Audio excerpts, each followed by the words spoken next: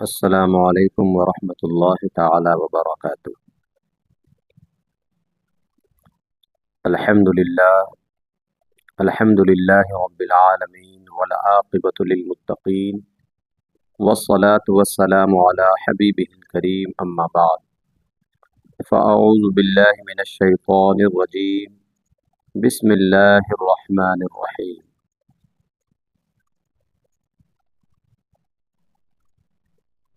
قل انما انا بشر مثلکم یوحی الی، صدق اللہ العظیم، وبلغنا رسوله النبی الامین المتین الکریم، ونحن على ذلك لمن الشاہدین والشاکرین والحمد للہ رب العالمین۔ آئیے ہم اور آپ انتہائی ادب و احترام کے ساتھ آقائے نامدار، مدینے کے تاجدار، دونوں عالم کے مالک و مختار، آمنہ کے لال حضرت عبداللہ کے لخت جگر، احمد مجتبی محمد مصطفیٰ صلی اللہ تعالی علیہ وسلم کی مقدس و مطہر بارگاہ میں درود شریف کا نذرانہ عقیدت پیش کریں۔ اللہم صلی علی سیدنا و مولانا محمد معدن الجود والکرم وآلہ الکرام وابنہ الکریم وبارک وسلم، صلاۃ و سلاما علیک یا رسول اللہ، علیک یا حبیب اللہ صلی اللہ تعالی علیہ وسلم۔ اعلیٰ حضرت امام عشق و محبت امام احمد رضا محدث بریلوی رحمۃ اللہ تعالی علیہ ارشاد فرماتے ہیں، سونا جنگل رات اندھیری، چھائی بدلی کالی ہے، سونا جنگل رات اندھیری، چھائی بدلی کالی ہے، سونے والوں جاگتے رہیو چوروں کی رکھوالی ہے۔ اور آپ فرماتے ہیں، آنکھ سے کاجل صاف چرا لے، یا وہ چور بلا کے ہیں، تیری گٹھری تاکی ہے اور تو نے نیند نکالی ہے۔ وہ تو نہایت سستا سودا بیچ رہے ہیں جنت کا، ہم مفلس کیا مول چکائیں، اپنا ہاتھ ہی خالی ہے۔ اور جس شعر کو پڑھنے کے لیے، جس شعر کو موضوع سے جوڑنے کے لیے میں نے اس کلام کا انتخاب کیا، وہ شعر یہ ہے کہ شہد دکھائے زہر پلائے، قاتل ڈائن شوہر کش، اس مردار پہ کیا للچانا، دنیا دیکھی بھالی ہے۔ دوستان محترم، خطبہ مسنونہ کے بعد جس آیت مقدسہ کی تلاوت کرنے کا میں نے شرف حاصل کیا ہے، اس آیت میں اللہ تبارک و تعالی نے اپنے محبوب سے بات کہلوائی۔ کون سی بات کہلوائی؟ اس کا خلاصہ میں ابھی آپ کے سامنے میں کروں گا، لیکن اس سے پہلے میں آپ کو یہ بتلا دینا ضروری سمجھتا ہوں کہ دوستان محترم، جو آیت کریمہ میں نے ابھی تلاوت کی ہے، اس آیت کریمہ کے حوالے سے جو گفتگو ہے وہ اتنی اہم گفتگو ہے کہ بغور ہمیں اور آپ کو سماعت کرنے کی ضرورت ہے، اور سننے کے بعد اپنے اعمال کی اصلاح کرنے کی ضرورت ہے کہ جو ہم کر رہے ہیں وہ صحیح کر رہے ہیں یا نہیں کر رہے ہیں، کیونکہ یہاں پر جتنی باتیں میں آپ کی خدمت میں عرض کرنے والا ہوں، ساری باتیں قرآن و حدیث کی روشنی میں ہوگی، تاکہ جو بات یہاں پر میں آپ تک پہنچانا چاہ رہا ہوں وہ ایک مضبوط بات آپ تک پہنچے۔ دوستان محترم، قرآن مقدس کی جس آیت کریمہ کو میں نے آج اپنا موضوع بنایا ہے، اس میں اللہ تبارک و تعالی نے فرمایا، قل، اے محبوب آپ فرمائیں، آپ کہیے، اے مالک کیا کہیں، لا، قل انما انا بشر مثلکم، فرمایا اے محبوب آپ کہیے کہ میں تمہاری ہی طرح بشر ہوں، یوحی الی، कुल इन्नमा अना बशरुम मिस्लुकुम यूहा इलै, फरमाया ए महबूब आप फरमाइए लोगों से कि मैं तुम्हारी तरह एक बशर हूँ, और यूहा इलै, लेकिन मेरे ऊपर क्या है, वही नाजिल होती है। दोस्ताने मोहतरम, ये गुफ्तगू अहम इस वजह से है क्योंकि कुरान शरीफ में जो बात अल्लाह तबारक व तआला ने इरशाद फरमाई, सारी बातों पर ईमान लाना एक मुसलमान के लिए ज़रूरी है। अगर कोई इंसान एक नुक्ते का भी इनकार करे तो वो काफिर हो जाता है। तो जो आयत मैंने अभी पढ़ी है, इस आयत में तो बहुत बड़ी बात कही गई है। गुफ्तगू अहम इस वजह से भी है कि अल्लाह तबारक व तआला ने अपने महबूब से ये बात कहलवाई कि आप कहिए कि मैं तुम्हारी तरह एक बशर हूँ। तो अल्लाह के रसूल सल्लल्लाहु अलैहि वसल्लम ने ये बात लोगों से कही, लोगों ने ये बातें सुनी, और सुनने के बाद कुछ लोग ऐसे भी हैं जो ये कह रहे होते हैं इस आयत करीमा की रोशनी में कि जब नबी ने ये खुद अपनी ज़ुबान फैज़ तर्जमान से बात इरशाद फरमा दी कि मैं तुम्हारी तरह एक बशर हूँ, तो मैं अगर ये कहूँ कि हुजूर हमारी तरह हैं, तो फिर इसमें क्या गलत है। इसलिए कि जो बात मैंने कही है ये तो कुरान की ज़ुबान में मैंने कही है। ये कुरान कह रहा है कि मुस्तफ़ा ने फरमाया कि मैं तुम्हारी तरह हूँ। जब नबी ने कहा मैं तुम्हारी तरह हूँ, तो मैं अगर नबी को अपनी तरह कहूँ तो इसमें गलत क्या है। इसीलिए दोस्ताने मोहतरम, कहा जाता है कि किसी भी चीज़ को समझने के लिए, किसी भी चीज़ को जानने के लिए जो उसके माहिरीन होते हैं उसके पास हमें और आपको जाने की ज़रूरत होती है। गैर जानकार आदमी के साथ अगर हम उस चीज़ को जानने की कोशिश करेंगे जिसके बारे में वो नहीं जानता है, तो जो जानकारी हमें और आपको मिलेगी वो आधी अधूरी होगी। और आधी अधूरी जो जानकारी होती है वो एक इंसान को तबाह बर्बाद कर देती है। मिसाल के तौर पर, अगर हमारे घर में किसी की तबीयत आलील हो जाए, अगर बच्चे की तबीयत ख़राब है, और अगर हम ऐसे डॉक्टर के पास पहुंच जाएं जो बच्चे का डॉक्टर ना हो बल्कि वो किसी और चीज़ का स्पेशलिस्ट हो, तो जाहिर सी बात है कि वो उस तरीक़े से इलाज नहीं कर पाएगा जिस तरीक़े से एक बच्चे का जो डॉक्टर है वो कर पाएगा। तो डॉक्टर तो वो भी है, लेकिन क्या है, वो बच्चों का डॉक्टर नहीं है।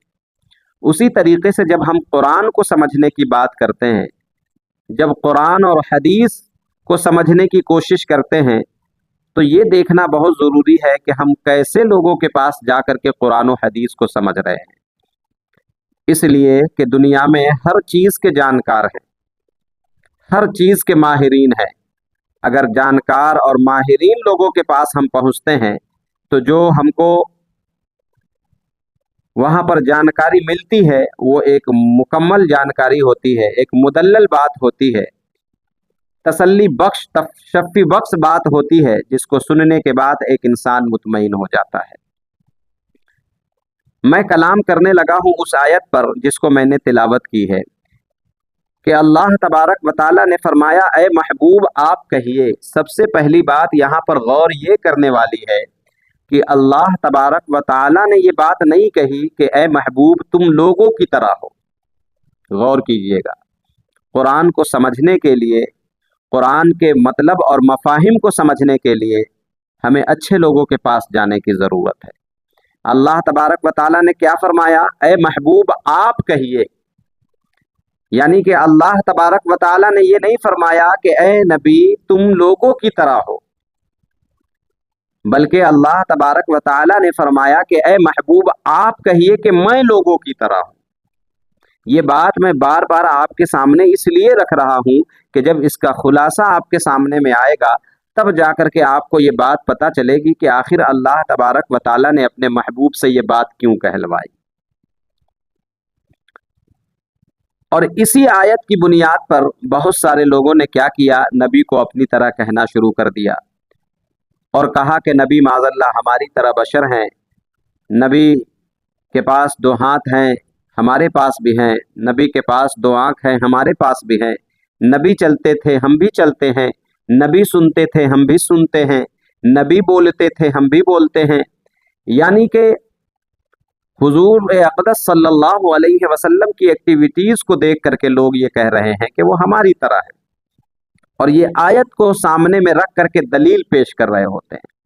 तो दोस्ताने मोहतरम, अगर आपके सामने में कोई ये तिलावत कुरान की आयत करे तो जाहिर सी बात है आप उसका क्या जवाब दे पाएंगे, इसलिए कि वो सही तो कह रहा है, और ये बात सही है। 16वें पारे की आयत है कि अल्लाह तबारक व तआला ने फरमाया, ए महबूब आप कहिए मैं तुम्हारी तरह बशर हूँ। तो अगर किसी जानकार आदमी के पास नहीं पहुंचेंगे तो जरूरी है कि हम उस चीज से अकीदा बना लेंगे। देखें, मैं अर्ज ये करना चाह रहा हूं कि कुरान शरीफ में अल्लाह तबारक व तआला ने तीसरे पारे में फरमाया, क्या फरमाया?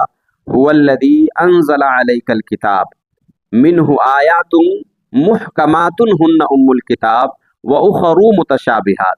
अल्लाह तबारक व तआला ने क्या फरमाया? वही है जिसने इस कुरान को नाजिल फरमाया, और क्या फरमाया? हुवल्लज़ी अंज़ला अलैकल किताब मिन्हु आयातुन मुहकमातुन हुन्ना उम्मुल किताब। इसकी कुछ आयतें ऐसी हैं जो मुहकम हैं। मुहकम का मतलब क्या होता है? जो असल है, जो मजबूत है। अल्लाह तबारक व तआला ने फरमाया इसकी कुछ आयतें मुहकम है, और आगे क्या फरमाया? व उखरू मुतशाबिहात, और कुछ आयतें ऐसी हैं जिसके माने में इश्तिबाह है, यानी कि शक और शुबहा है। अब आगे की आयत को मैं पढ़ दूं और उसके बाद मैं गुफ्तगू करता हूं। अल्लाह ने क्या फरमाया? व उखरू मुतशाबिहात फ़अम्मल लदीना फ़ी क़ुलूबिहिम। अल्लाह ने क्या फरमाया? फ़अम्मल लदीना फ़ी क़ुलूबिहिम ज़ैग़ुन फ़यत्तबिऊन मा तशाबह मिन्हु इब्तिग़ा। अल्लाह तबारक व तआला फरमा रहा है जिसके दिलों के अंदर टेढ़ापन है, यानी कि जो मक्कारी करना चाहते हैं, जो लोगों को धोखा देना चाहते हैं, जो लोगों को बेवकूफ बनाना चाहते हैं, वो क्या करते हैं? फ़अम्मल लदीना फ़ी क़ुलूबिहिम, क्या फरमाया? जिसके दिलों के अंदर मक्कारी है, टेढ़ापन है, जो लोगों को बरगलाना चाहते हैं, वो क्या करते हैं? व उखरू मुतशाबिहात, वो आयाते मुतशाबिहात को लेकर के क्या करते हैं? लोगों के सामने में जाते हैं और उसके तर्जमे को पेश करके क्या कर रहे होते हैं? लोगों को बरगला रहे होते हैं। अब यहाँ पर रुक करके मैं आपको बता दूं ये मुहकम क्या है, मुतशाबिहात क्या है, ताकि ये चीज आपको समझ में आ जाए, ताकि आपको कुरान के मतलब और मफहूम को आप सही तरीके से समझने पर कादिर हो जाएं, सही तरीके से समझने लग जाएं।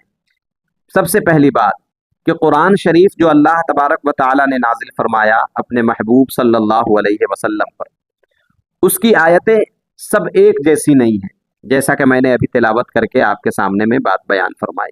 दो तरीके की आयतों का जिक्र इस आयत में अल्लाह तबारक व तआला ने फरमाया, लेकिन मैं आपको समझाने के लिए मैं बतला दूं कि कुरान शरीफ में 3 तरीके की आयतें हैं। कितने तरीके की है? 3 तरीके की है।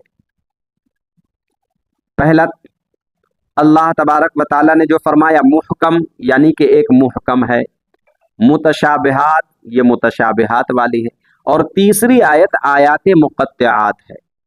इन तीनों को अगर आप समझ लेंगे तो मुझे उम्मीद है कि कोई भी इंसान अगर आपके सामने में कुरान और हदीस को पेश करेगा और आयत पढ़ करके उसका तर्जमा आपके सामने में बयान करेगा, तो आपके पास ऑलरेडी पहले से ये सवाल होगा कि आप सही फरमा रहे हैं कि अल्लाह तबारक व तआला ने कुरान मजीद में ये बात इरशाद फरमाई है, लेकिन आप मुझे ये बतलाएं कि जिन आयतों को आपने पढ़ा है वो कौन सी वाली आयत है।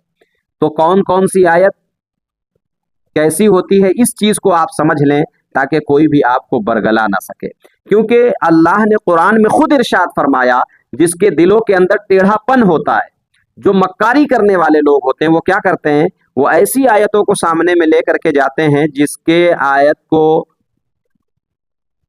जिस आयत को एक इंसान सुनने के बाद समझ नहीं पाता है, خیر، میں آپ کو بتلا دوں ایک طرف سے کہ آیات مقطعات کیا ہے۔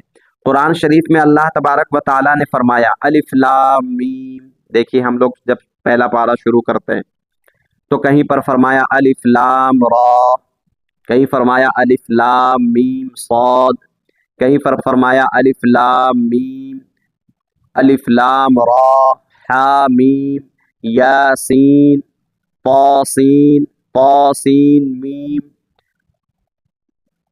عین سین قاف قاف نون، جس کو ہم اور آپ لوح قرآنی میں دیکھتے ہیں لکھے ہوئے۔ یہ ایک آیت ہے اور اس چیز کو آیات مقطعات کہتے ہیں۔ اور آپ کو بتا دوں کہ آیات مقطعات جتنے ہیں قرآن شریف میں، اس کا ترجمہ کسی مولوی نے نہیں کیا، کسی نے نہیں کیا۔ جب سے قرآن نازل ہوا ہے اب تک، اور نہ صبح قیامت تک کوئی اس کا ترجمہ کر پائے گا۔ کیوں؟ کیونکہ اس کا ترجمہ کسی کو معلوم ہی نہیں ہے۔ اب آپ کو پتا چلا کہ قرآن میں کچھ آیتیں ایسی ہیں جس کا ترجمہ کسی نے کیا ہی نہیں۔ جب ترجمہ ہی نہیں کیا تو اس سے ہم کیا معنی لیں گے؟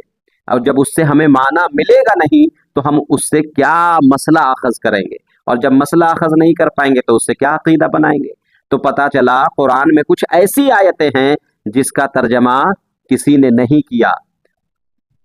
تو اس سے پتا چلا کہ قرآن کی ایک آیت ایسی ہے جو معنی لیس ہے، جس کی کوئی میننگ نہیں ہے۔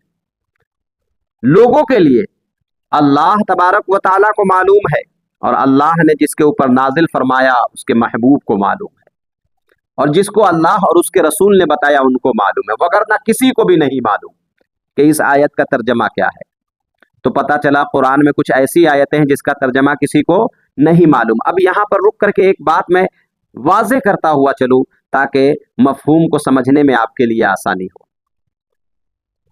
یہ بتلانا میں چاہ رہا ہوں کہ کیا قرآن مقدس میں ایسی آیتیں رکھنا ضروری تھی جس کی کوئی میننگ کسی کے سامنے میں نہ ہو؟ تو جب آپ اکابر بزرگوں کے پاس پہنچیں گے، اکابر عالم دین کے پاس پہنچیں گے، تو وہ آپ کو اس کی حکمت بتلائیں گے۔ کیونکہ جب ہم کوئی کام کر رہے ہوتے ہیں تو اس کے پیچھے بہت سارے وجوہات ہوتے ہیں۔ کبھی کسی لالچ میں کام کرتے ہیں، کسی ضرورت سے کام کرتے ہیں، کبھی کوئی کام حکمت کے تحت کر رہے ہوتے ہیں۔ تو اس آیات مقطعات کا جو علم کسی کو نہ دیا گیا، اس کی حکمت بہت پیاری حکمت ہے۔ اب وہ حکمت یہ ہے، ہمارے اکابر فرماتے ہیں کہ کچھ آیتیں قرآن میں ایسی رکھنا ضروری اس لیے بھی تھا کہ بہت سارے ایسے لوگ ہیں جو ان چیزوں کا انکار کرتے ہیں کہ حضور صلی اللہ علیہ وسلم کو غیب کی خبر نہیں ہے، حضور کو پیٹھ کے پیچھے کا بھی علم نہیں ہے۔ تو جو لوگ ایسا عقیدہ رکھے ہوں گے ان کے سامنے جب یہ قرآن کی آیت جائے گی تو اس کو یہ پتہ چل جائے گا کہ جس آیت کا ترجمہ کسی مولوی نے نہیں کیا اور نہ کوئی صبح قیامت تک کر پائے گا، اس کا بھی علم اللہ تبارک و تعالیٰ نے اپنے محبوب کو دے رکھا ہے۔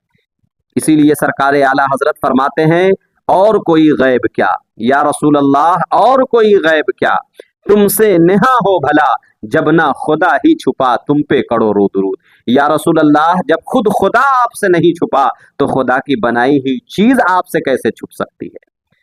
تو وہ کیسے گندے لوگ ہوتے ہیں جن کا یہ عقیدہ ہوتا ہے کہ حضور کو پیٹھ کے پیچھے کی خبر نہیں، اور باقاعدہ وہ دلیل دیتے ہیں، قرآن سے دیتے ہیں، حدیث سے دیتے ہیں۔ اس لیے میں یہ گفتگو کھل کر کے کر رہا ہوں تاکہ آپ کے ذہن میں یہ بات آ جائے۔ قرآن میں اللہ نے کیا فرمایا؟ جن کے دلوں کے اندر ٹیڑھا پن ہے وہ کیا کرتے ہیں؟ وہ قرآن کی ایسی آیتوں کو لے کر کے لوگوں کے سامنے میں جاتے ہیں جس کے معنی میں اشتباہ ہوتا ہے۔ اشتباہ کا مطلب شک اور شبہ ہوتا ہے، وہ منشا نہیں ہوتا رب کا جو اس میں ظاہر ہو رہا ہوتا ہے، بلکہ کوئی اور بات ہوتی ہے۔ تو وہ ایسی آیتوں کو لے کر کے گمراہ کر رہے ہوتے ہیں، اور حدیث بھی ایسی پیش کر رہے ہوتے ہیں جو منسوخ ہوتی ہے۔ کبھی کسی وجہ سے کوئی چیز جائز کر دی گئی، بعد میں پھر اللہ تبارک و تعالیٰ نے اس کو حرام کر دیا تو وہ حدیث منسوخ ہو گئی۔ اللہ کے رسول نے جب منع فرما دیا اس کی جگہ پر ناسخ آ گئی، لیکن کیا کرتے ہیں لوگ؟ منسوخ حدیث کو لے کر کے، مشابہ والی آیتوں کو لے کر کے لوگوں کے سامنے میں جاتے ہیں، اب باقاعدہ وہ تبلیغ کر رہے ہوتے ہیں کہ دیکھیے حدیث میں ہے کہ نہیں ہے، دیکھیے قرآن میں ہے کہ نہیں ہے۔ اب بھولا بھالا انسان کیا کرے، قرآن میں دیکھتا ہے، حدیث میں دیکھتا ہے، تو کہتا ہے مولانا غلط نہیں کہہ رہا ہے۔ اسی لیے میں کہتا ہوں کہ جب بھی کوئی ایسا مسئلہ پیش آئے کہ آپ کے سر کے اوپر سے جب بات جا رہی ہو، آپ فیصلہ نہ کر پا رہے ہو، تو سب سے پہلا کام آپ کا یہ ہے کہ کسی اچھے عالم دین کے پاس پہنچے، اور پہنچنے کے بعد ان سے مسئلہ پوچھیں کہ حضور اس میں تو قرآن میں ایسا لکھا ہوا، حدیث میں ایسا لکھا ہے، تو وہ آپ کو آگے صحیح رہنمائی آپ کی کر پائیں گے۔ تو میں آپ سے یہ عرض کر رہا تھا کہ قرآن کی کچھ آیتیں ایسی ہیں جو مقطعات ہیں، جس کا ترجمہ کسی کو نہیں معلوم تو اس سے کوئی مسئلہ اخذ نہیں ہوگا۔ جب مسئلہ ہی اخذ نہیں ہوگا تو اس سے عقیدہ بھی نہیں بنے گا۔ اب دوسری آیت وہ ہے جس کو آیات متشابہات کہتے ہیں۔ متشابہات کا مطلب یہ ہوتا ہے کہ جس کے معنی میں شک ہو، شبہ ہو، معنی تو اس سے نکل رہا ہو لیکن اس معنی میں شک اور شبہ ہو، رب کی وہ منشا نہ ہو، اس آیت کو آیات متشابہات کہتے ہیں۔ اچھا یہ بتائیں، جب ہمیں یہ پتہ ہی نہیں ہے کہ اللہ تبارک و تعالی بظاہر وہاں پہ جو چیز ظاہر ہو رہی ہے اس کو ہم سمجھ تو پا رہے ہیں لیکن رب کی منشا کو نہیں سمجھ پا رہے ہیں، تو جب نہیں سمجھ پا رہے ہیں تو اس سے کیا ہم عقیدہ بنا سکتے ہیں؟ جب ہم سمجھ ہی نہیں پا رہے ہیں رب کی منشا کیا ہے تو کیا اس سے عقیدہ بنا سکتے ہیں؟ کیا اس سے مسئلہ اخذ کیا جا سکتا ہے؟ نہیں کیا جا سکتا۔ جیسے میں ابھی آپ کے سامنے قرآن کی آیت پڑھتا ہوں، جیسے اللہ تبارک و تعالیٰ نے فرمایا ید اللہ فوق ایدیہم، ید اللہ یعنی کہ اللہ کا ہاتھ، ید کہتے ہیں عربی میں ہاتھ کو، اور ید اللہ اللہ کا ہاتھ، فوق ایدیہم اس کے ہاتھ پر ہے۔ اب آپ بتائیے قرآن میں یہ لکھا ہوا ہے کہ اللہ کے پاس ہاتھ ہے، تو اب آپ کیا اس آیت سے یہ چیز تو ظاہر ہو رہی ہے کہ اللہ تبارک و تعالیٰ کے پاس ہاتھ ہے، تو کتنے مسلمان ایسے ہیں جو اس آیت کی روشنی میں یہ عقیدہ بنا لے کہ قرآن میں لکھا ہوا ہے کہ اللہ کے پاس ہاتھ ہے تو ہم اس چیز کے قائل ہیں کہ اللہ تبارک و تعالیٰ کے پاس ہاتھ ہے۔ جو انسان یہ عقیدہ بنا لے کہ اللہ تبارک و تعالیٰ کے پاس ہاتھ ہے، اللہ تبارک و تعالیٰ کے پاس آنکھ ہے، اللہ تبارک و تعالیٰ کے پاس پیر ہے، اللہ تبارک و تعالیٰ کے پاس یہ پورے اعضائے بدن ہے، تو وہ انسان کیا ہوگا؟ مسلمان رہے گا؟ نہیں رہے گا۔ کیوں؟ کیونکہ اللہ تبارک و تعالیٰ ان چیزوں سے پاک ہے، بے نیاز ہے۔ تو پتا چلا کہ جو چیز وہاں پر ظاہر ہو رہی ہے رب کی وہ منشا نہیں ہے بتلانے کی، اس میں کوئی اور بات ہے جو ہمیں سمجھ میں نہیں آ رہی، شک اور شبہ ہے، کچھ چیزیں سمجھ میں آ رہی، کچھ چیزیں سمجھ میں نہیں آ رہی، شک ہے۔ تو شک والی آیتوں سے کیا ہوتا ہے؟ مسئلہ اخذ نہیں کیا جاتا ہے، کیونکہ اگر اس سے مسئلہ اخذ کر لیں گے تو مسئلہ اخذ کرنے کے بعد کیا کریں گے؟ لوگوں کے درمیان میں پیش کر دیں گے، اور لوگ جب ان کو سنیں گے تو سننے کے بعد اس سے وہ عقیدہ بنا لیں گے، اس چیز کو مان لیں گے، اور مان لینے کا نام عقیدہ ہے۔ تو جو انسان یہ مان لیا کہ اللہ کے پاس ہاتھ ہے تو وہ کیا ہوگا؟ کافر ہو جائے گا۔ اب عجیب معاملہ ہے کہ قرآن کو مان لیا تو کافر ہو گئے، تو بتانا پڑے گا صاحب مسئلہ یہ ہے کہ جس آیت سے آپ نے مسئلہ اخذ کیا ہے دراصل وہ آیات متشابہات ہے، اس میں شک اور شبہ ہے، اور شک اور شبہ والی آیت سے عقیدہ نہیں بنایا جاتا ہے۔ تو اسی طریقے سے رک کر کے میں یہاں پر آپ سے یہ عرض کرنا چاہتا ہوں کہ جو آیت میں نے شروع میں پڑھی ہے، کون سی آیت پڑھی ہے؟ اللہ تبارک و تعالیٰ نے فرمایا قل، اے محبوب آپ کہیے، کیا کہیے؟ انما انا بشر مثلکم، اے محبوب آپ کہیے کہ میں تمہاری طرح ایک بشر ہوں۔ بظاہر قرآن میں یہ لکھا ہوا ہے، اور قرآن ہی میں بظاہر یہ قرآن میں لکھا ہوا ہے کہ اللہ کے رسول صلی اللہ علیہ وسلم نے فرمایا میں تمہاری طرح بشر ہوں، اور قرآن ہی میں یہ لکھا ہوا ہے کہ اللہ تبارک و تعالیٰ کے پاس ہاتھ ہے۔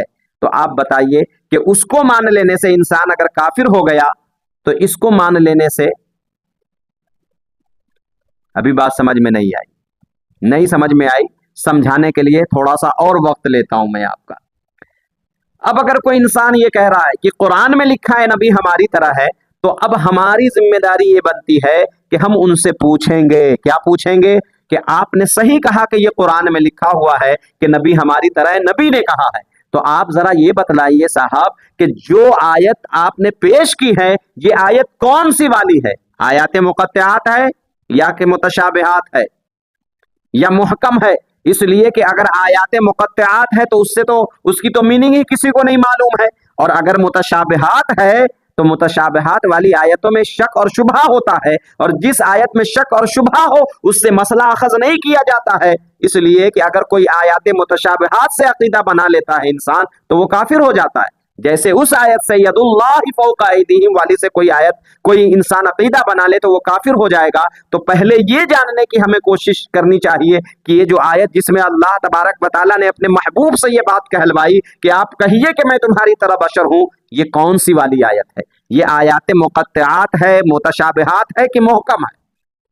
تب بات سمجھ میں آئے گی۔ اچھا، تیسری آیت کا میں خلاصہ کر دوں تب میں گفتگو کرتا ہوں۔ یہ تو ہو گئی متشابہات۔ اب تیسری آیت ہے جس کو قرآن نے کہا محکمات ہن ام الکتاب، فرمایا قرآن میں کچھ آیتیں ایسی ہیں جو محکم ہیں، اور وہ قرآن کی کیا ہے؟ اصل ہے۔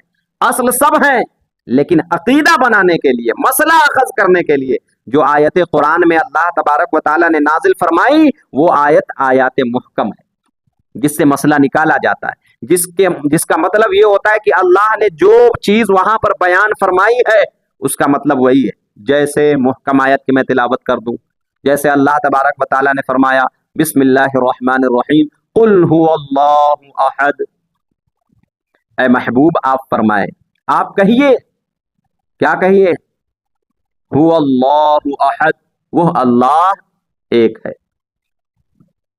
اس آیت میں اللہ تبارک و تعالیٰ نے اپنے محبوب سے بات کہلوائی، کیا کہلوائی؟ آپ کہیے وہ اللہ ایک ہے۔ اب اس میں کوئی شک اور شبہ نہیں ہے، یہ محکم آیت ہے، تو محکم آیت ہے تو اس سے ہم نے اپنی مسئلہ اخذ کر لیا۔ کیا اخذ کیا؟ کہ قرآن میں لکھا ہوا ہے اللہ تبارک و تعالیٰ ایک ہے۔ اب اگر کوئی دو مان لے تو وہ کافر ہو جائے گا۔ کیوں؟ کیونکہ قرآن سے مسئلہ ہم نے اخذ کیا کہ اللہ ایک ہے، وہ محکم آیت ہے، اس میں شک اور شبہ نہیں ہے۔ تو پتہ چلا کہ اس آیت سے مسئلہ اخذ کیا جاتا ہے جو محکم ہے، اور محکم آیت سے کیا ہوتا ہے؟ عقیدہ بنایا جاتا ہے۔ اب سمجھ میں بات آ گئی ہو تو ذرا وہیں پر چلتے ہیں۔ اب ہم پوچھتے ہیں، اگر کوئی یہ کہتا ہے کہ نبی ہماری طرح ہے تو ہماری ذمہ داری یہ بنتی ہے کہ صاحب قرآن شریف سے جن آیتوں سے مسئلہ اخذ کیا جاتا ہے وہ محکمات ہن ام الکتاب، وہ کتاب کی اصل والی آیت ہے۔ آپ یہ بتلائیے کہ جس آیت کو آپ نے میرے سامنے میں پیش کیا ہے اور یہ کہہ رہے ہیں کہ نبی ہماری طرح ہے، یہ مشابہ والی ہے کہ محکم ہے؟ اس لیے کہ اگر وہ محکم ہے تو اس سے عقیدہ بنایا جائے گا، اور اگر متشابہات والی میں سے ہے تو اس سے عقیدہ نہیں بنایا جائے گا۔ تو اب یہ ہمیں کیسے پتا چلے کہ یہ آیت محکم ہے کہ متشابہات ہے؟ اب اس کے لیے آئیے ہم ایسے شخص کے پاس پہنچتے ہیں،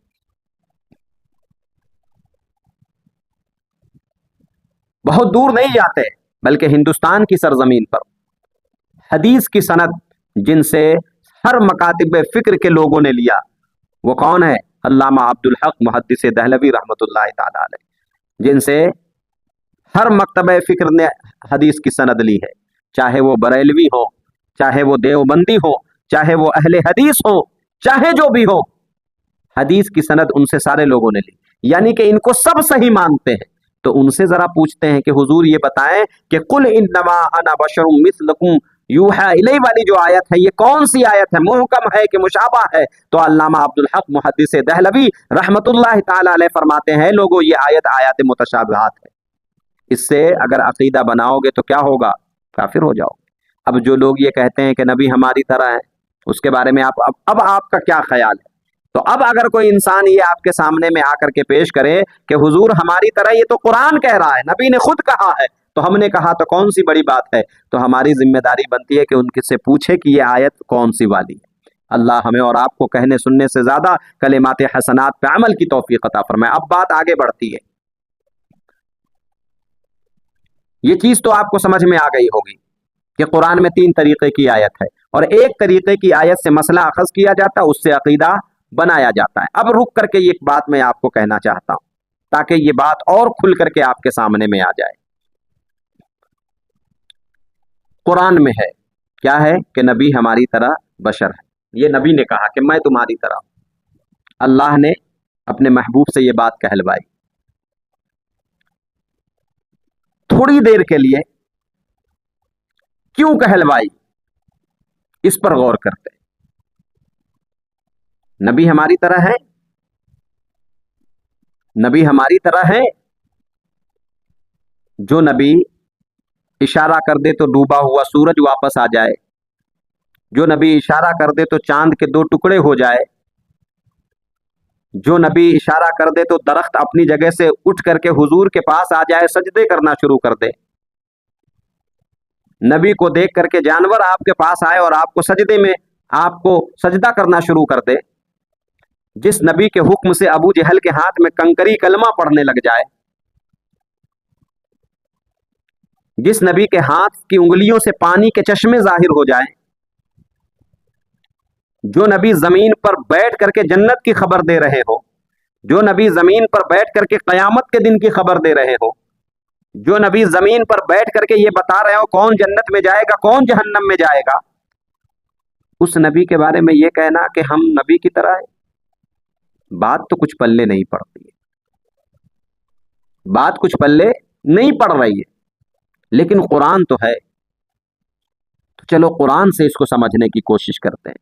एक परवरदिगार आलम ये जालिम कह रहे हैं कि नबी हमारी तरह है, ये कुरान में लिखा हुआ है, और अगर ये कुरान में ना लिखा हुआ होता तो मुमकिन था कि ये ना कहते कि नबी हमारी तरह है, मुमकिन था ना कहते। तो क्या वजह थी कि तूने अपने महबूब से ये बात कहलवाई कि मैं तुम्हारी तरह हूं? वजह को जानने की कोशिश करते। वजह 2 तरीके के हैं।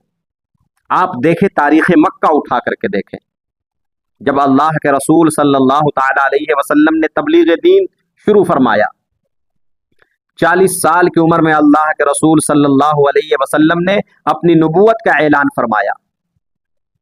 जिम्मेदारियां थी आपके ऊपर, और बहुत बड़ी बड़ी जिम्मेदारियां थी।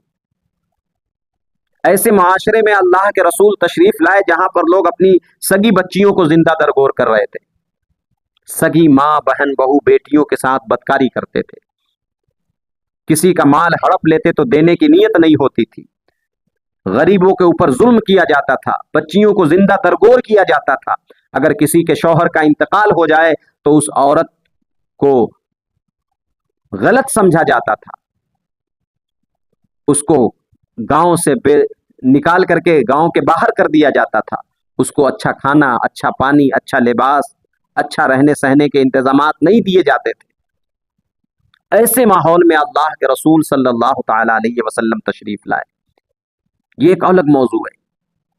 और अल्लाह के रसूल ने जब काम करना शुरू किया तो क्या हुआ, अल्लाह के रसूल सल्लल्लाहु अलैहि वसल्लम की बातों से जब लोग मुतासिर होने लगे, लोगों को चीजें समझ में आने लगी कि मैं गलत था, अल्लाह के रसूल ने सही रास्ता बतलाया है। मैं सैकड़ों बुतों की पूजा करता था, अल्लाह के रसूल ने बताया कि उन बुतों की पूजा ना करो, जिस रब ने इन बुतों को भी पैदा फरमाया उस रब की पूजा करो।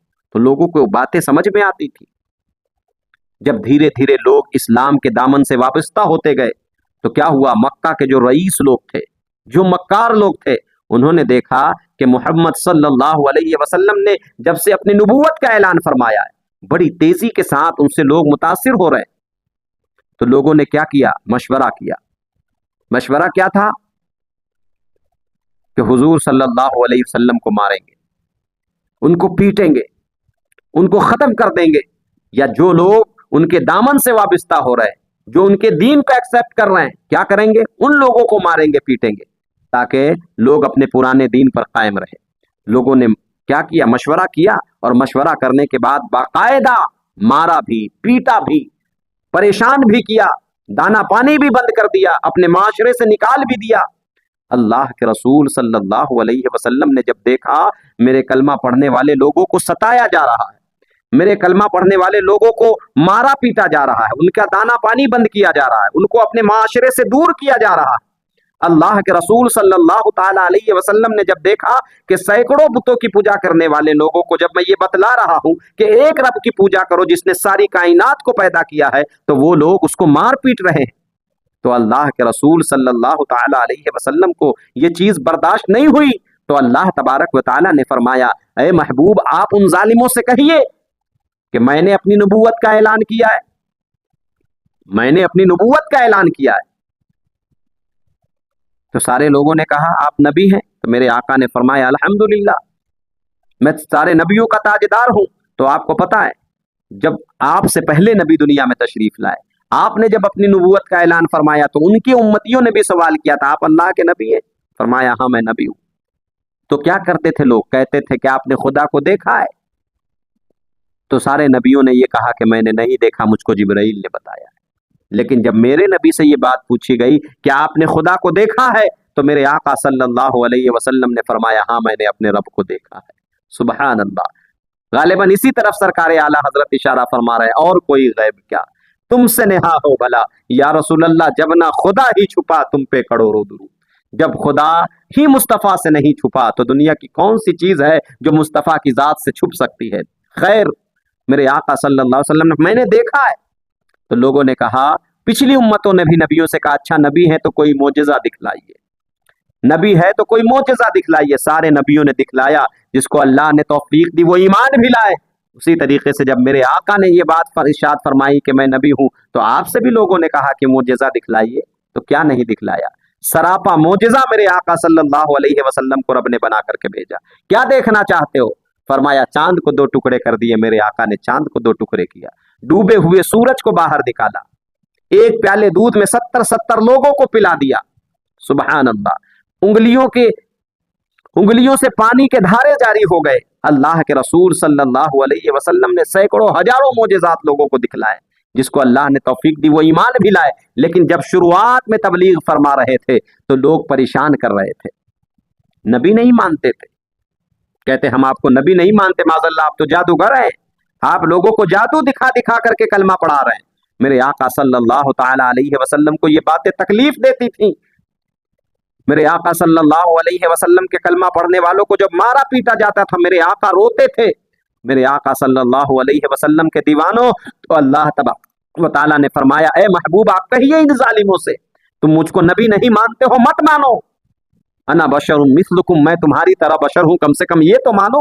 ایک انسان کو جب سمجھے گا تو انسانیت کے ناطے اس کے اوپر رحم کرے گا۔ میں انسان ہوں، تم بھی انسان ہو، کم سے کم اس چیز کا خیال رکھتے ہوئے تو میرے صحابہ کے اوپر ظلم نہ کرو، کم سے کم اس چیز کا لحاظ رکھتے ہوئے مجھ کو نہ ستاؤ، کم سے کم اس چیز کا لحاظ رکھتے ہوئے میرے اوپر دانا پانی بند نہ کرو، کم سے کم اس چیز کا لحاظ رکھتے ہوئے لوگوں کے اوپر ظلم نہ کرو۔ یہ وجہ تھی کہ اللہ تبارک و تعالیٰ نے اپنے محبوب سے یہ بات کہلوائی کہ آپ کہیے میں تمہاری طرح بشر ہوں، نبی نہیں مانتے تو مت مانو، کم سے کم انسان تو مانو۔ جب انسان مانو گے تو کم سے کم انسانیت کے ناطے میرے ساتھ اچھا سلوک کرو گے۔ ایک وجہ تو یہ تھی۔ آپ جو نبی کو اپنی طرح کہہ رہے ہیں، آپ کے ساتھ کون سی مجبوری ہے؟ آپ جو نبی کو اپنی طرح بشر کہہ رہے ہیں، اپنے جیسا کہہ رہے ہیں، آپ کے ساتھ کون سی مجبوری ہے؟ اور ایک بات اور قابل غور ہے، وہ یہ کہ اللہ کے رسول صلی اللہ تعالی علیہ وسلم نے یہ بات کہی ضرور ہے، لیکن کن سے کہی ہے؟ اس پہ بھی تو غور کریے، کن سے کہی ہے یہ بات کہ میں تمہاری طرح بشر ہوں؟ آپ تاریخ اٹھا کر کے دیکھیں، وہ سامنے میں کفار مکہ تھے، مکہ کے وہ گستاخ لوگ تھے جو حضور صلی اللہ علیہ وسلم کو تکلیف دیتے تھے، جن کا یہ عقیدہ نہیں تھا کہ معاذ اللہ اللہ تبارک و تعالیٰ ایک ہے۔ ان کا یہ عقیدہ تھا کہ اللہ ایک نہیں ہے، سینکڑوں بتوں کی پوجا کرنے والے لوگ تھے۔ ان سے نبی نے کہا تھا کہ میں تمہاری طرح ہوں۔ جو لوگوں کے ساتھ انصاف نہیں کرتے تھے ان سے نبی نے کہا تھا کہ میں تمہاری طرح ہوں۔ جو اپنی سگی ماں بہن کے ساتھ بدکاری کیا کرتے تھے ان سے میرے نبی نے فرمایا تھا کہ میں تمہاری طرح ہوں۔ اب اس تمہید کی روشنی میں آپ سے پوچھنا چاہتا ہوں، کون ایسا مسلمان ہے جو یہ کہہ سکتا ہے کہ میرے آقا صلی اللہ علیہ وسلم ایسے تھے جیسے کفار مکہ تھے؟ کیا ایسے تھے ہمارے نبی؟ کیا ایسے ہیں ہمارے نبی؟ نہیں صاحب۔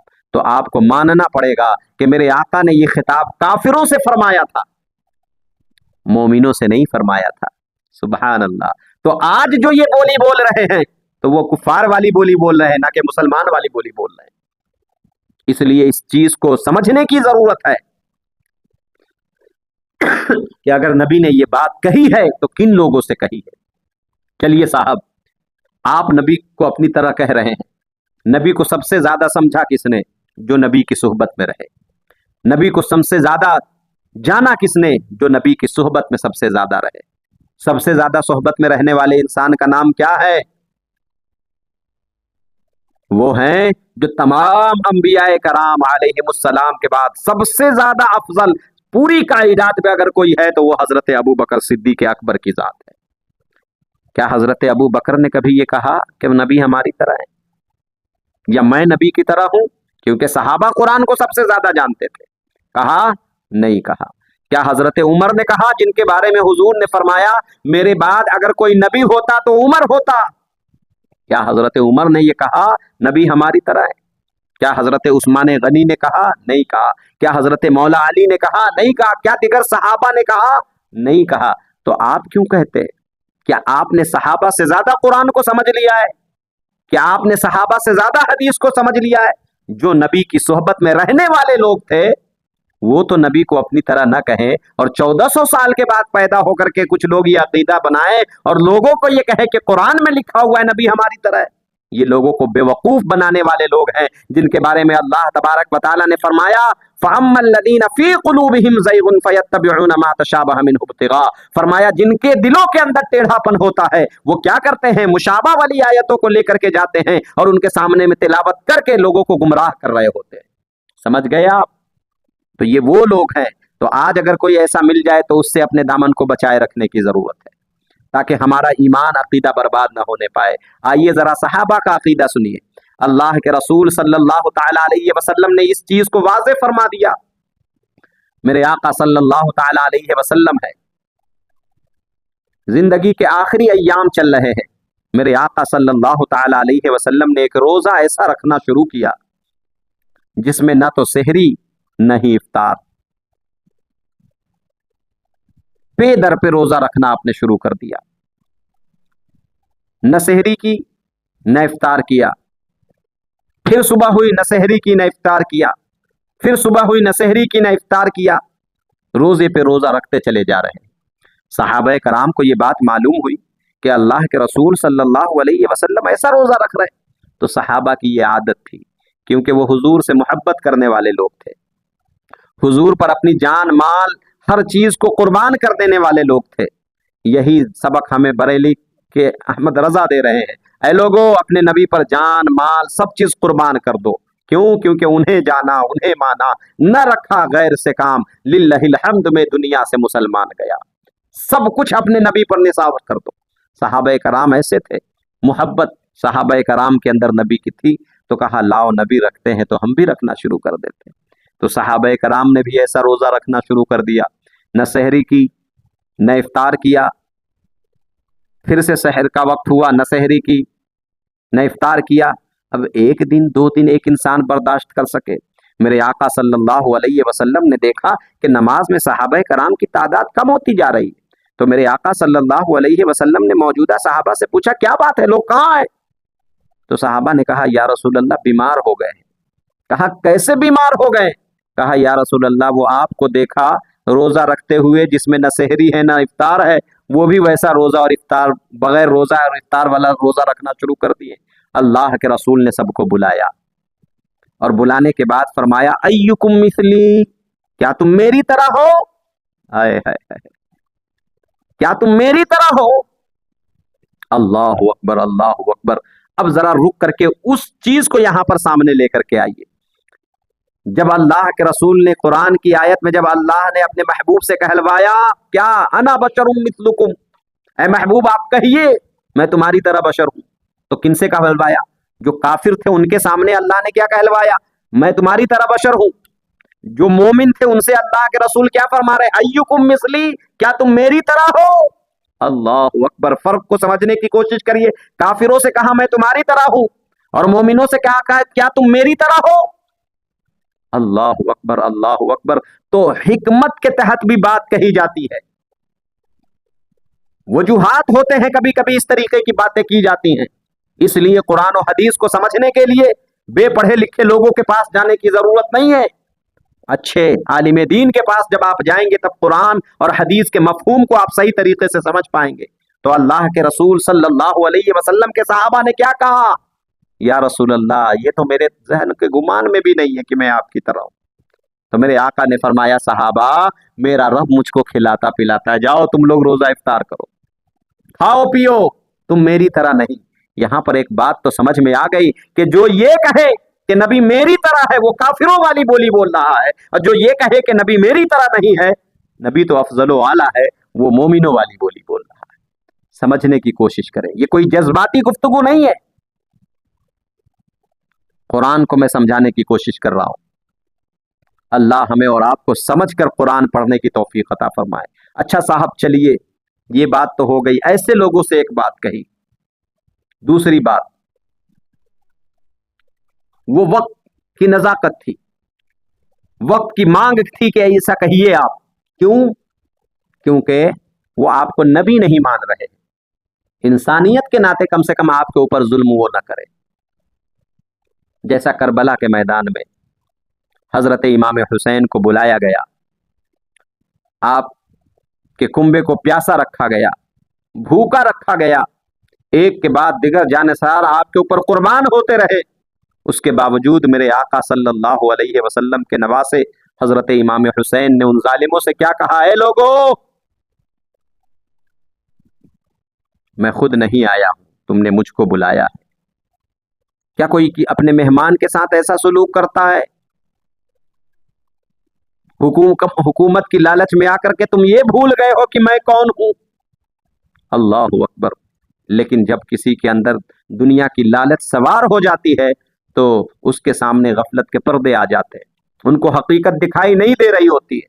نماز پڑھنے والے لوگ تھے وہ بھی، قرآن پڑھنے والے لوگ تھے وہ بھی، حج کرنے والے لوگ تھے وہ بھی، اب باقاعدہ اس میں ایسے لوگ تھے جو باقاعدہ مسجدوں کے امام تھے، لیکن حضرت امام حسین کی شان کو جانتے ہوئے بھی انجان بنے ہوئے تھے حکومت کی لالچ میں۔ تو چند پیسوں کے لیے اس طریقے کے عقائد کو لکھ دیے گئے، چند پیسوں کے لیے اس طریقے کے عقائد کو آج بھی لوگ پرچار کر رہے ہیں، چند پیسوں کے لیے آج بھی لوگوں کے سامنے میں یہ باتیں کہی جا رہی ہیں نبی ہماری طرح ہے۔ اللہ ایسے لوگوں سے ہمیں اور آپ کو بچتے رہنے کی توفیق عطا فرمائے۔ ایک وجہ تو وہ تھی، اب دوسری وجہ آپ سنیے، وہ بھی میں قرآن سے آپ کے سامنے میں رکھنے کی کوشش کروں گا اور اپنی گفتگو کو مکمل کرنے کی کوشش کروں گا۔ آپ دیکھیں، اللہ تبارک و تعالیٰ نے کہلوائی تو ہے اپنے محبوب سے کہ اے محبوب آپ کہیے میں تمہاری طرح بشر ہوں۔ ایک وجہ وہ تھی، دوسری وجہ قرآن سے سنیے۔ آپ نے اکثر بقرہ عید کے موقع پر حضرت ابراہیم علیہ السلام کا واقعہ سنا ہوگا۔ کیا سنا؟ کہ حضرت ابراہیم علیہ السلام گئے، کہاں گئے؟ نمرود مردود کے پاس گئے۔ کیا کرنے گئے؟ دین کا پیغام لے کر کے گئے، اور اس کی حویلی میں یا یوں کہیں اس کے محل میں جو لوگ آتے تھے، اس کی یہ عادت تھی کہ دروازے پر حاضر ہوتے ہی پہلے وہیں پر سجدہ کرتے تھے اور یہ بتلاتے تھے کہ میں آپ کو سجدہ کر رہا ہوں، یعنی کہ وہ اپنے آپ کو رب کہلواتا تھا۔ حضرت ابراہیم چونکہ نبی تھے، اپنے وقت کے جلیل القدر پیغمبر میرے آقا صلی اللہ علیہ وسلم کے جد امجد حضرت ابراہیم پہنچے، تو چونکہ اس کے دربار میں جتنے لوگ آتے تھے سجدہ کرتے تھے، ہاتھ باندھ کر کے کھڑے ہو جاتے تھے۔ حضرت ابراہیم علیہ السلام نے ایسا نہیں کیا۔ کیوں نہیں کیا؟ کیونکہ آپ اس کو خدا نہیں مانتے تھے۔ اسی بات کا جواب میں دینے جا رہا ہوں، میں اپنے موضوع سے الگ نہیں ہوں، میں کہیں اور لے کر کے نہیں جا رہا ہوں۔ آپ غور سے سنیں گے تو آج آپ کے سامنے میں ایک بڑھیا خلاصہ سامنے میں آئے گا۔ حضرت ابراہیم پہنچے تو نمرود مردود نے کہا، ابراہیم کیا تجھ کو معلوم نہیں ہے کہ جو بھی یہاں آتا ہے وہ مجھ کو سجدے کرتا ہے؟ حضرت ابراہیم علیہ السلام نے کہا، میں اپنے رب کو سجدہ کرتا ہوں۔ تو کہا تمہارا رب کون ہے؟ جس کو قرآن شریف نے بیان فرمایا۔ اب یہاں قرآن کی روشنی میں سنیے، قال ابراہیم، حضرت ابراہیم نے کہا، جب اس نے پوچھا تمہارا رب کون ہے تو حضرت ابراہیم نے کہا ربی الذی یحیی و یمیت، فرمایا میرا رب وہ ہے جو لوگوں کو موت اور زندگی دیتا ہے، میرا رب وہ ہے جو لوگوں کو زندگی اور موت دیتا ہے۔ تو اس کے بعد فرعون نے کیا کہا، نمرود مردود نے کیا کہا، نمرود مردود نے کہا قال انا احیی و امیت۔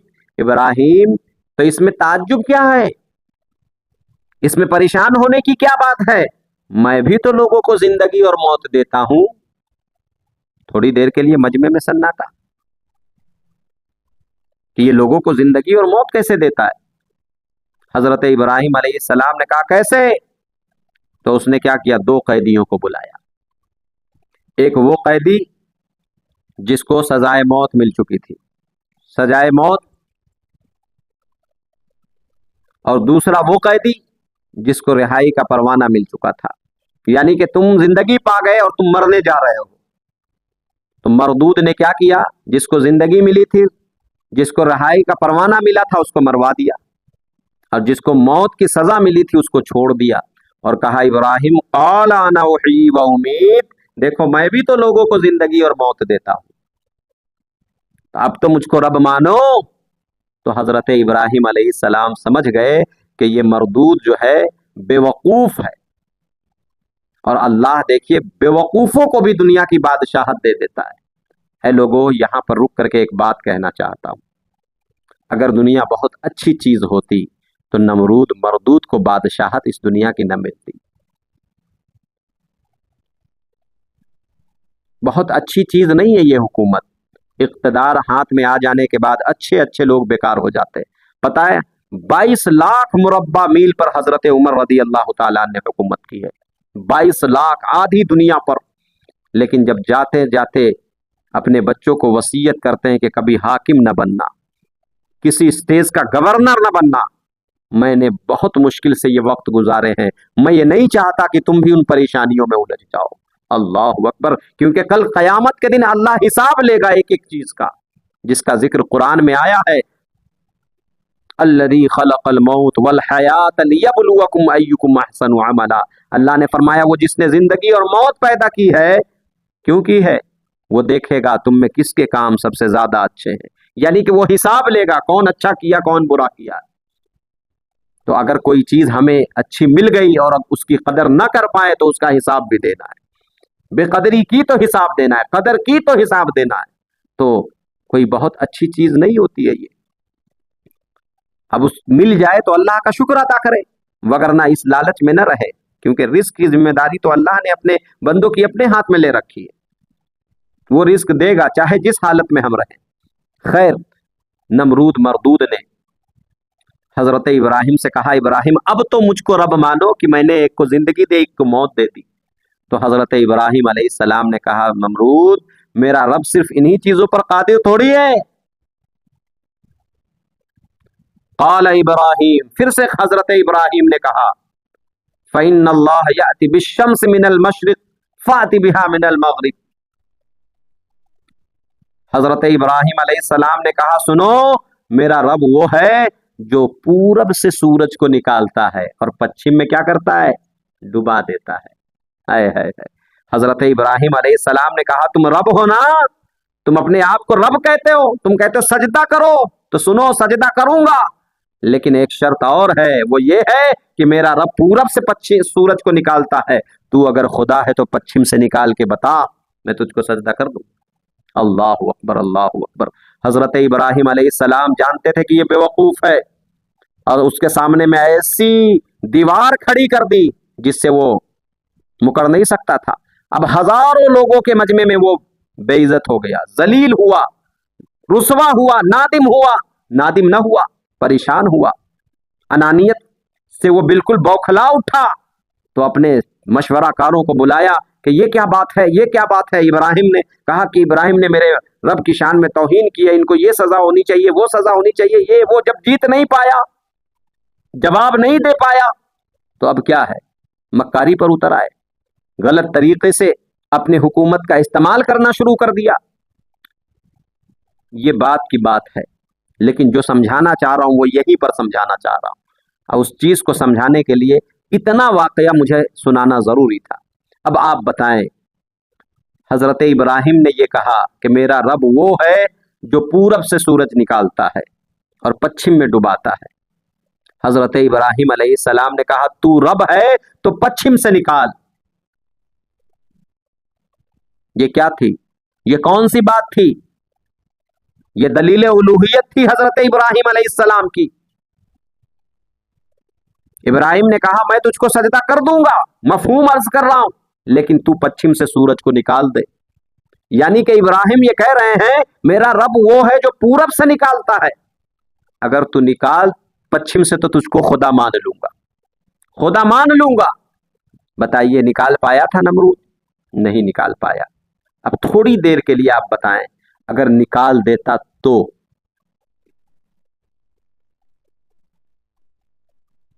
نکال دیتا تو کیا حضرت ابراہیم علیہ السلام کو رب ماننا نہیں پڑتا؟ کیا سجدہ کرنا نہیں پڑتا؟ پھر لوگوں کے ایمان اور عقیدے کا کیا ہوتا؟ لیکن حضرت ابراہیم جانتے تھے کہ یہ خدا نہیں ہے، یہ نکال نہیں سکتا ہے، لیکن یہ دلیل حضرت ابراہیم علیہ السلام کی قرآن میں موجود رہی۔ جب اللہ کے رسول صلی اللہ علیہ وسلم پر یہ قرآن نازل ہوا، تبھی تو یہ آیت میں آپ کے سامنے میں پڑھ رہا ہوں کہ ابراہیم کی دلیل الوہیت کی روشنی میں وہ خدا ہے، دلیل ابراہیمی کی روشنی میں وہ خدا ہے جو پچھم پورب کے بجائے پچھم سے بھی سورج نکال دے۔ نہیں نکالا، لیکن دل پر ہاتھ رکھ کے دیکھو، اپنے نبی کے معجزات کو یاد کرو۔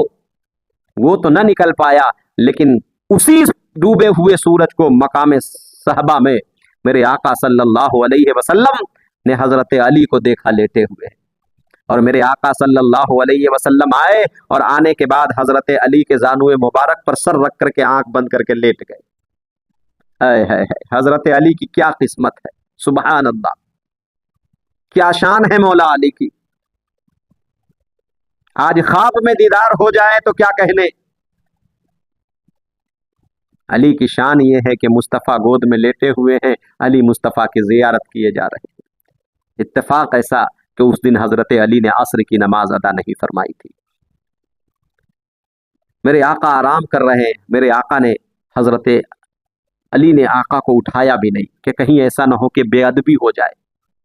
ایک طرف نبی کی عزت ہے، نبی کی شان میں ادب اور احترام ہے، دوسری طرف نماز عصر ہے۔ لوگ عبادت کرنا ہمیں سکھاتے ہیں، صحابہ نے ہمیں ہر چیز کر کے بتلا دیا ہے۔ نماز سب سے فرض اور اہم چیز ہے، لیکن مصطفیٰ کی محبت کے بعد، کیونکہ جس دل کے اندر نبی کی محبت نہ ہو، نبی کی بات تو دور ہے۔ میرے آقا صلی اللہ تعالی علیہ وسلم نے ارشاد فرمایا کہ اگر کوئی انسان ایسا ہو جو خانہ کعبہ کی زیارت کی توفیق اللہ اس کو دے دے، روزے کی حالت میں ہو، مقام ابراہیم اور خانہ کعبہ کے درمیان میں ہو، سجدے کر رہا ہو، اور اس کی روح اس کے جسم سے نکل جائے اور اس حالت میں نکلے کہ وہ اہل بیت کا گستاخ ہو، اللہ اس کی نماز کو اس کے منہ پر مار دے گا، وہ جہنمی ہے۔ جب اہل بیت کا بغض رکھ کر کے انسان مرے تو وہ جہنمی ہوتا ہے۔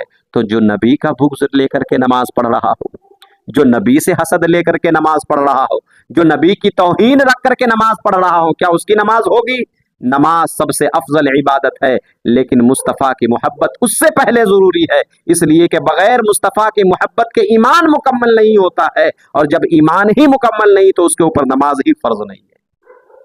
حضرت علی کو بھی پتا ہے، علی حضور کو دیکھ رہے، سورج اپنے وقت پہ آتا ہے چلا جاتا ہے، وہ انتظار کسی کا نہیں کرتا ہے۔ حضرت علی کبھی سورج کو دیکھتے، کبھی مصطفیٰ کی صورت کو دیکھتے۔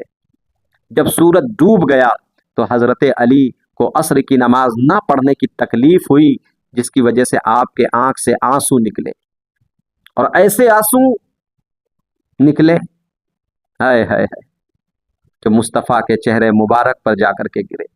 جب چہرے مبارک پر آنسو گرے تو میرے آقا نے آنکھیں کھول دی اور فرمایا علی کیا بات ہے، رو رہے ہو؟ کہا یا رسول اللہ عصر کی نماز قضا ہو گئی۔ اللہ اکبر۔ آج ہم اور آپ دیکھیں کہ جان بوجھ کر کے نماز کو چھوڑ رہے ہوتے ہیں۔ فاتحہ میں گئے تھے اس وجہ سے نہیں پڑھی، لیکن تکلیف بھی نہیں ہے۔ مزار پہ گئے تھے اس لیے نہیں پڑھی لیکن تکلیف بھی نہیں ہے، مہمان کے وہاں گئے تھے اس لیے نہیں پڑھی لیکن تکلیف بھی نہیں ہے۔ اللہ اکبر، مصطفیٰ گود میں لیٹے ہوئے اپنی قسمت پہ ناز کر رہے ہیں، اس کے باوجود نماز کے قضا ہو جانے کی آپ کو تکلیف ہوئی تو آنکھ سے آنسو نکل آئے۔ جب نکل آئے تو مصطفیٰ نے کہا میری وجہ سے نماز قضا ہوئی ہے، اچھا بتاؤ علی، نماز قضا پڑھنا چاہتے ہو کہ ادا کرنا چاہتے ہو؟ ہائے ہائے ہائے۔ اب علی تو صحابی تھے نا، آج 1400 سال کے بعد والے اگر وہابی ہوتے تو ان کا کیا کہنا ہوتا؟ ارے نبی کے قبض و اختیار میں کچھ بھی نہیں ہے، اب تو قضا ہو گئی تو قضا ہی پڑھنا ہے۔ لیکن صحابی رسول کا یہ عقیدہ ہے کہ مصطفیٰ چاہ لے تو میں اب بھی نماز ادا کر سکتا ہوں۔ اللہ اکبر، علی نے کہا ادا کرنا چاہتا ہوں، مصطفیٰ نے اشارہ فرما دیا تو وہی ڈوبا ہوا سورج جو پچھم میں ڈوبا تھا کدھر سے نکلا؟ پچھم سے نکلا۔ اب حضرت علی نے عصر کی نماز ادا فرما لی۔ دوستو میں بتانا یہ چاہ رہا ہوں، حضرت ابراہیم علیہ السلام نے کہا کہ ہاں میرا رب وہ ہے جو پورب سے سورج کو نکالتا ہے، تو اگر رب ہے تو پچھم سے نکال۔ تو رب نے فرمایا اے محبوب آپ کہیے انا بشر مثلکم، کیونکہ آپ نے وہ کام کر دیا ہے جس کے بارے میں ابراہیم نے یہ کہا، میں اس کو رب مان لوں گا جو پچھم سے سورج کو نکال دے گا۔ تو اے محبوب آپ نے پچھم سے سورج کو نکالا ہے، کہیں ابراہیم کی دلیل کی روشنی میں لوگ آپ کو خدا نہ ماننے لگ جائے، کہیں آپ کی لوگ پوجا کر کے جہنم کے حقدار نہ ہونے لگ جائے، اس لیے آپ فوراً اعلان کر دیجئے کہ میں تمہاری طرح ایک بشر ہوں اور بشر کی پوجا نہیں کی جاتی ہے۔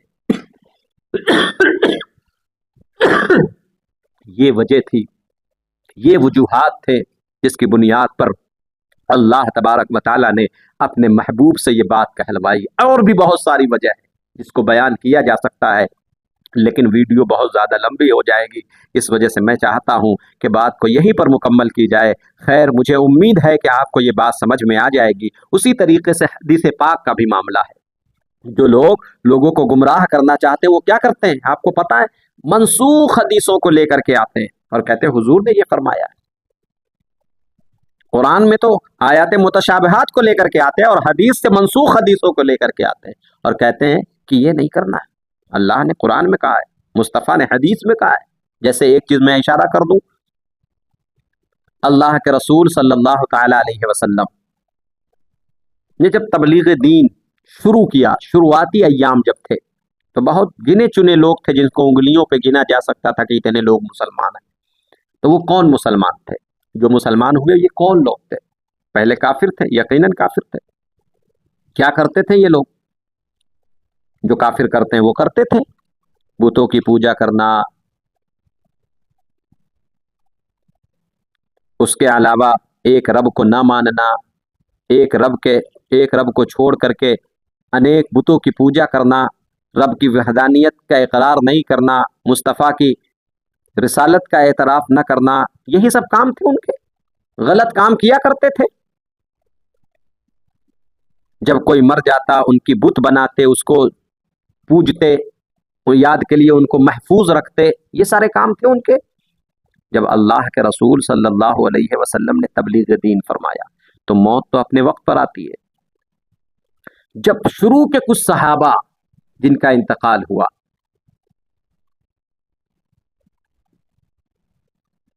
جو شروع کے صحابہ تھے، اللہ کے رسول صلی اللہ علیہ وسلم نے شروعات میں جو تبلیغ دین فرمائی تو اللہ کے رسول صلی اللہ علیہ وسلم نے کیا فرمایا؟ نہیتکم عن زیارت القبور۔ اللہ کے رسول نے فرمایا، کیا فرمایا؟ کہ قبرستان جانے سے میں تمہیں منع کرتا ہوں، منع فرما دیا۔ کیوں منع فرمایا؟ اس کی وجہ جب جانیں گے تب بات سمجھ میں آئے گی۔ اور جس حدیث پاک میں اللہ کے رسول نے قبرستان جانے سے منع فرمایا وہاں پر 3 چیزوں کا ذکر ہے۔ بات لمبی ہو جائے گی، اس وجہ سے میں آپ کے سامنے وہ پوری حدیث کے مفہوم کو نہیں رکھوں گا، صرف اس چیز کو اللہ کے رسول نے منع فرمایا۔ اب لوگوں نے کیا کیا؟ جیسے میں نے وہ آیت پڑھی قل انما انا بشر مثلکم والی، یا دیگر آیتیں ایسی جو آیات متشابہات ہیں جن کے دلوں کے اندر ٹیڑھا پن ہے، وہ ایسی آیتوں کو لے کر کے جاتے ہیں مارکیٹ میں، لوگوں کے سامنے میں تبلیغ کرتے، دین و ایمان کو برباد کر رہے ہوتے۔ اسی طریقے سے ان کی عادت ایک یہ ہے کہ منسوخ حدیث کو اٹھاتے ہیں جو شروعات میں اللہ کے رسول نے کبھی منع فرمائی تھی کسی چیز کے لیے. ہاں یہ بات صحیح ہے کہ اللہ کے رسول نے قبرستان جانے سے منع کیا. کیوں منع کیا یہ بھی تو آگے بتلائیں گے, آگے کی حدیث بھی تو پڑھیں گے. اچھا ان کی ایک عادت اور ہوتی ہے گمراہ کرنے والے لوگوں کی. ایک تو عادت یہ ہے کہ وہ غلط طریقے سے لوگوں کے سامنے میں دین کو پیش کرتے ہیں. ایک طریقہ تو یہ ہے کہ مشابہ والی آیتوں کو جس کا مطلب ظاہر میں مکمل طریقے سے کسی کو سمجھ میں نہیں آتا اس کو لے کر کے جاتے ہیں. اور دوسرا طریقہ ان کا یہ ہوتا ہے کہ وہ آدھی آیت کو پڑھتے ہیں آدھی کو چھوڑ دیتے ہیں. جی جب اس کا کام ہی گمراہ کرنا ہے, جب اس کا کام ہی لوگوں کو بیوقوف بنانا ہے تو اتنے کو لیں گے نا جتنے سے لوگوں کو بیوقوف بنایا جا سکتا ہے.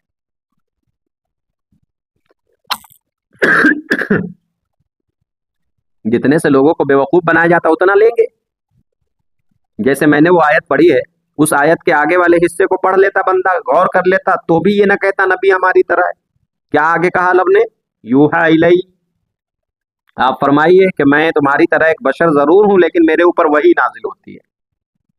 اب یہ بات جب آ گئی تو ہر انسان سمجھ جائے گا کہ جس کے اوپر وہی نازل ہو رہی وہ میری طرح کیسے ہو سکتا ہے.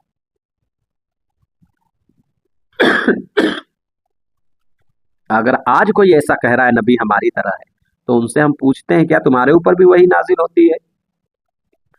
کیا رب کا کلام تمہارے اوپر بھی نازل ہوتا ہے؟ خیر بات لمبی ہو جائے گی. تو یہ میں عرض کر رہا تھا کہ اللہ کے رسول نے منع کیا, یہ صحیح بات ہے. کب منع کیا اور آگے کی حدیث کے ٹکڑے کو پڑھیں گے تو پھر یہ کنفیوژن رہی نہیں جائے گی. لیکن بات کو کھول کر کے بیان کرنے کے لیے میں تھوڑی سی گفتگو یہاں پہ میں آپ سے اور کرنا چاہتا ہوں تاکہ آپ کو مکار لوگوں کی مکاری سمجھ میں آ جائے, وہ کس طریقے سے لوگوں کو بیوقوف بناتے یہ چیز آپ سمجھ جائیں. اگر اتنا ہی پڑھ کر کے بات کو سمجھنا تھا تو قرآن میں 5ویں پارے کی ایک آیت ہے. ضروری نہیں ہے کہ تھوڑی سی چیز سے ہر چیز ظاہر ہو جائے. جیسے قرآن میں اللہ تبارک و تعالیٰ یا ایھا الذین آمنوا لا تقربوا الصلاۃ, دیکھیے اے ایمان والو, لا تقربوا الصلاۃ, نماز کے قریب بھی مت جاؤ. اب اگر کوئی انسان اتنی آیت کو پڑھے اور پڑھنے کے بعد اس پہ عمل کرنا شروع کر دے تو کیا زندگی میں وہ نماز پڑھے گا؟ نہیں پڑھے گا. کیا کہے گا؟ میرے پاس دلیل ہے قرآن کی. کیا دلیل ہے؟ لا تقربوا الصلاۃ, اللہ نے کہا نماز کے قریب بھی نہ جاؤ. ایمان والوں سے کہا میں ایمان والا ہوں. تو ان سے پوچھیں گے نا, ارے کیوں منع کیا یہ بھی تو بتاؤ. تو جب آگے کی آیت پڑھیں گے تو بات سمجھ میں آ جائے گی. وانتم سکارا, جب نشے کی حالت میں رہو تو نماز کے قریب مت جاؤ. یہ بات سمجھ میں آ گئی. اب اسی طریقے سے حدیث میں یہ بات صحیح ہے کہ حضور نے منع کیا, لیکن آگے بھی تو پڑھو, اس کی تفسیر بھی تو پڑھ کر کے بتاؤ کیوں منع کیا. اچھا یہ بتائیے اللہ کے رسول نے کن کو کلمہ پڑھایا؟ کافروں کو. تو جن لوگوں نے نہیں پڑھا حضور سے پہلے صحابہ میں ان کے ماں باپ یا ان کے اقربا, ان کے دوست یار جو کلمہ پڑھے بغیر انتقال کر گئے, وہ کون تھے؟ وہ مسلمان تھے یا کافر تھے؟ مسلمان تھے؟ نہیں تھے. کیا تھے پھر؟ کافر تھے. کیوں؟ کیونکہ انہوں نے کلمہ ہی نہیں پڑھا, بتوں کی پوجا کرتے کرتے مر گئے, ایک رب کی وحدانیت کا اقرار نہیں کیا. وہ لوگ کیا ہے؟ کافر ہیں. تو اللہ کے رسول صلی اللہ علیہ وسلم نے دیکھا کہ ابھی صحابہ ہیں, صحابہ جن کے خاندان میں ان سے پہلے مرنے والے لوگ کون لوگ تھے؟ کافر تھے, مشرکین تھے, جو بتوں کی پوجا کیا کرتے تھے. ایسے لوگوں کے لیے اللہ کے رسول نے شروع میں, کیونکہ شروع میں کوئی مومن ابھی انتقال نہیں کیا ہے, جس کے لیے اللہ کے رسول نے فرمایا نہیتکم عن زیارت القبور, میں تم کو قبرستان جانے سے منع کرتا ہوں. اور بعد میں کیا فرمایا؟ فزوروہا, اللہ کے رسول نے فرمایا اب جایا کرو. یہ بھی تو بتلاؤ. پہلے منع کیا کیونکہ کافروں کی قبریں تھیں, لیکن جب دیکھا صحابہ انتقال کرنے لگے, جب دیکھا مومن انتقال کر کے قبروں کے اندر جانے لگے, تو اللہ کے رسول نے فرمایا میں نے تم کو تب منع کیا تھا, اب جایا کرو. تو یہ لوگ کیا کرتے ہیں گمراہ کرنے والے لوگ, یہ پہلے منسوخ, اب یہ ناسخ حدیث آ گئی سامنے میں تو اب اس پہ عمل کریں گے نہ کہ منسوخ پہ عمل کریں گے. تو یہ مکاری کرنے والے لوگ کیا کرتے ہیں، اس طریقے سے آپ کے دین اور ایمان کو لوٹتے ہیں۔ ہر انسان قرآن اور حدیث کو سمجھنے لگ جائے تو ہو گیا، پھر عالموں کا کیا کام ہے؟ اللہ ہمیں اور آپ کو کہنے سننے سے زیادہ کلمات حسنات پہ عمل کی توفیق عطا فرمائے، اور کسی بھی قسم کی خطا، غلطیاں، بے ادبیاں، ریاکاریاں، بدکاریاں ہوئی ہوں، اپنے حبیب کے توسل سے تمام اغلاط کو معاف فرمائے۔ کتنے ایسے لوگ ہیں جن کے ماں باپ کا انتقال ہوا، دوبارہ پلٹ کر کے اپنے ماں باپ کی قبروں پر جا کر کے فاتحہ نہیں پڑھتے، کیوں؟ کیونکہ ان کو یہ حدیث سنا دی گئی کہ حضور نے قبر پہ جانے سے منع کیا ہے۔ اور بھی بہت ساری حدیثیں ہیں، کسی موقع پر انشاءاللہ ان ساری چیزوں کو میں آپ کے سامنے میں پیش کرنے کی کوشش کروں گا۔ تو ضرور اپنے ماں باپ کی قبروں پر جائیں اگر وہ مومن ہیں۔ اللہ ہمیں اور آپ کو کہنے سننے سے زیادہ کلمات حسنات پہ عمل کی توفیق دے، اور کسی بھی قسم کی خطا، غلطیاں، بے ادبیاں، ریاکاریاں ہوئی ہو، اپنے حبیب کے توسل سے تمام اغلاط کو معاف فرمائے۔ السلام علیکم ورحمۃ اللہ تعالی وبرکاتہ۔